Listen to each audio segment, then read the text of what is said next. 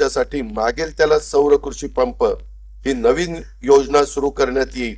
या योजनेअंतर्गत 8,50,000 नवीन सौर कृषी पंप बसवण्यात येतील।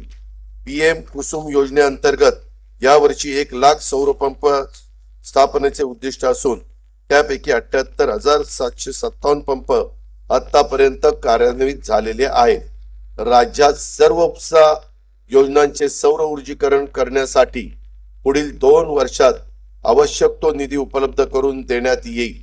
तसेच उपसा सिंचन योजनेअंतर्गत ग्राहकांच्यासाठी वीज दर सवलतीस 1 वर्ष मुदतवाढ देण्यात येईल। वीज सेवा उपलब्ध नसलेल्या राज्यातील सुमारे 37,000 अंगणवाडी केंद्रांना सौर ऊर्जा संच देण्यात येणार आहे। वन्य प्राण्यांद्वारे होणाऱ्या शेती पिकांच्या नुकसानीला आळा घालण्यासाठी डॉक्टर श्यामाप्रसाद मुखर्जी जनवन विकास योजना